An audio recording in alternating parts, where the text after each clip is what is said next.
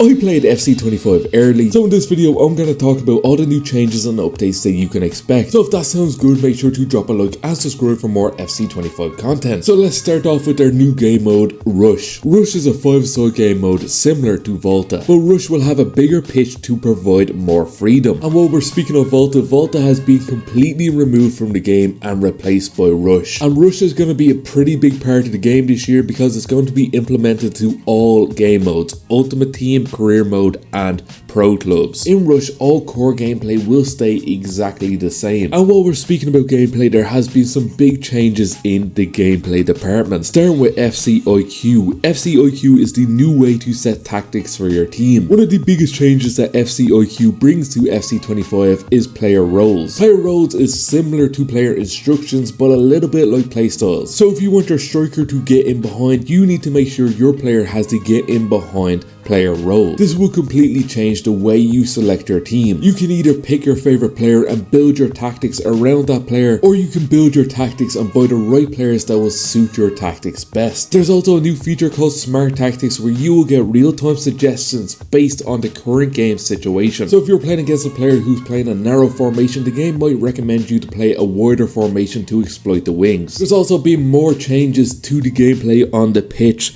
like new dribbling. FC25 will bring in smoother and more responsive dribbling. Passing is now more realistic. This is something I really noticed while playing the game. When you're using players like Kevin De Bruyne, their passing does feel way above anyone else's. And when you use a player with low passing like Haaland, there's more chance he'll make an error while passing, or the pass won't be quite as good as you would have wanted. There's also a new mode called Simulation Mode. This is something that can be turned on or off in the menu, strictly offline only. Simulation Mode is a more realistic way to play FC25. Things like wind and rain will affect the way the player and ball both move. In Simulation Mode, AI will be dynamic, so they will adjust their tactics based on how you are currently playing in the game. EA have also taken a lot of steps to make the stadiums feel more alive in FC25. You have things like mascots can be interacted with when celebrating. There's now active sideline moments. Things like managers, officials and subs now react to key moments in the game. And the crowd will now have better and more responsive audio. There will also be a lot of changes to the graphics this year. This year you can either play with enhanced visuals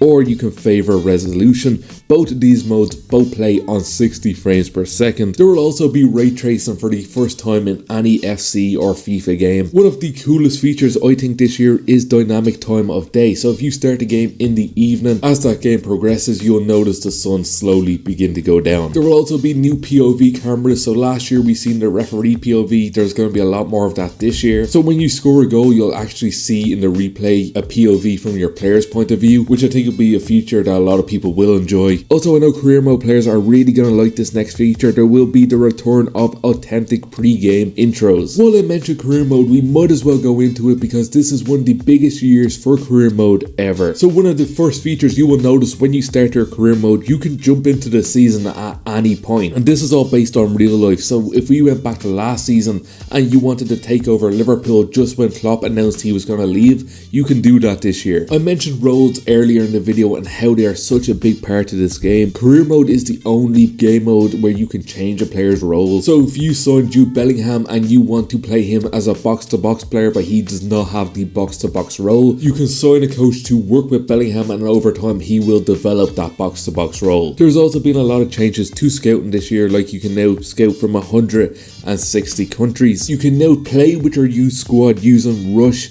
in career mode. There will also be a new feature. This isn't just in career mode but across the whole game. I just feel like career mode players will appreciate this more than anyone. EA now have this new technology they are calling Cranium Head, so them generic in-game faces won't be a thing anymore. They now have AI that can generate much more realistic faces for players that have not been scanned for an in-game face. And because of this technology, our youth team will look more realistic and more unique. Women will now be in career mode with 6 major competitions, which is a huge step forward for the women's game. There's now a new clean menu that will help you simplify your day-to-day objectives. Social media will now be a part of career mode with real-life outlets being featured in the game. One of the most exciting features that I know a lot of people will love is icons are now part of player career mode. Unfortunately, this won't be every icon at launch. From day one, you can play as Pirlo, Ruud van Nistelrooy, Smith, or Thierry Henry. But if you pre-order the game, you can also play as R9 Ronaldo, Zidane and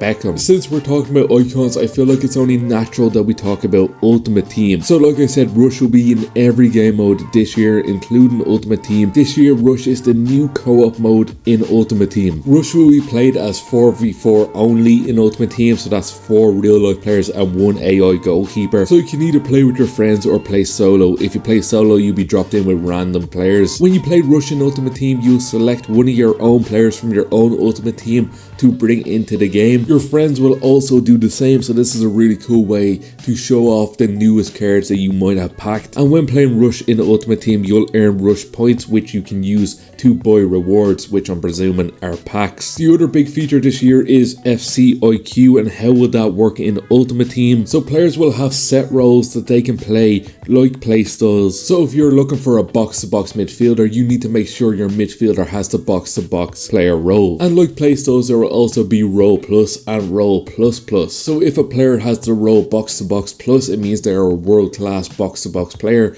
And if they have a box-to-box plus plus, it means they are one of the best in the world at being a box-to-box midfielder. And players can have their roles updated in Team of the Week depending on where they are currently playing in real life. So this year in Ultimate Team, if you pack a player that does not fit your tactics, you'll either have to bench that player or you'll have to rebuild your whole team in order to make that player's roles fit into your tactics. Also, managers will have their own default tactics, so if you really want to play like Man City, all you have to do is sign Pep Guardiola and he will have his own default tactics that will resemble how he plays in real life. Let's move on to community feedback, because this is where EA have made a lot of changes that I think people are going to love. There will now be storage for your duplicates. You can store 100 players in your duplicate storage. This will be a big change for everyone who loves to grind them SBCs. There will also be a new Evo system. EA didn't go into too many details about what this new system will feature, but they did say you will be able to upgrade up to 7 times more players. And thanks to this new system, there will be way more Evos this year. There will also be customization for your Evo cards. You'll now be able to change the color and animations of all your Evo cards, which I think is a cool feature that will be well welcomed. Division rivals have now changed. Weekly rewards are completely different. It's now a point system and no longer a win system.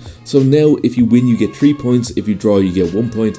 And if you lose, you get 0 points. You can now get relegated from top divisions. I believe it is Division 2 and upwards you can now be relegated from. EA just want to make sure that the best of the best are up in them divisions and nobody is getting trapped in a division. There will also be more checkpoints in Div Rivals, so grinding up to them top divisions will be more enjoyable. And one of the biggest changes I think to FC25 as a whole this year is season progress will now be across the whole game. So regardless if you're playing Ultimate Team Career Mode or Pro Clubs, all the XP that you are earning will go towards this season progression. Also, all the rewards in the season progression will not be Ultimate Team rewards only, they will be for Career Mode and Pro Clubs too. So that's all the changes coming across FC25 for gameplay, Ultimate Team and Career Mode. There are some changes coming to Pro Clubs, but I'm going to cover that in short form content on YouTube Shorts. So make sure to hit subscribe to keep up to date with all FC25 news, and I'll see you next time.